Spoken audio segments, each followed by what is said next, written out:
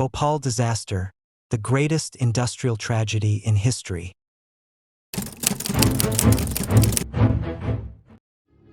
December 3, 1984. In the middle of the night in Bhopal, India, one of the most horrific industrial disasters in human history unfolded. Thousands lost their lives in their sleep, and hundreds of thousands were left disabled. So, how did this tragedy happen? Let's dive into the story of the Bhopal disaster. Bhopal, the capital of India's Madhya Pradesh state. In 1984, a pesticide factory owned by the American company Union Carbide was operating here. The plant used a highly toxic chemical called methyl isocyanate, or MIC, to produce the pesticide 7. But this factory was a ticking time bomb, riddled with safety negligence and inadequate oversight. On the night of December 2nd to 3rd, a mistake was made during routine pipe cleaning. Water leaked into a tank filled with MIC, triggering a chemical reaction.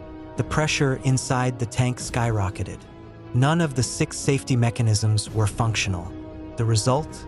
40 tons of toxic MIC gas were released into the atmosphere, carried by the wind into Bhopal's impoverished neighborhoods. As most people slept, the gas cloud engulfed the city. Burning eyes, shortness of breath, choking sensations.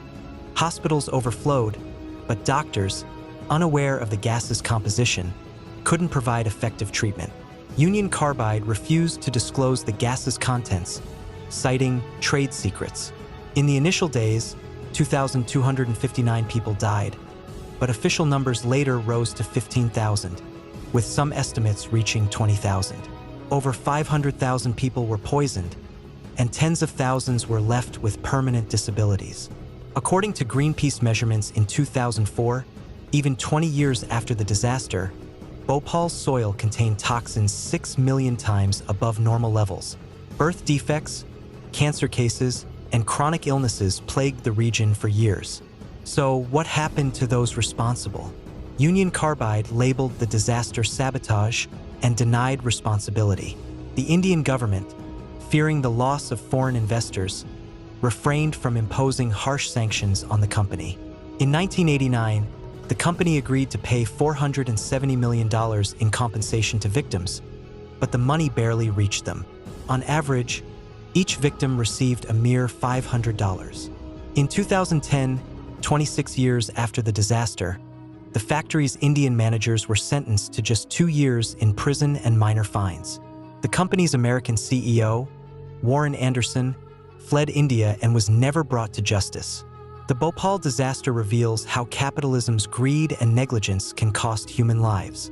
Remembering this tragedy today reminds us to take responsibility for a safer, more ethical world.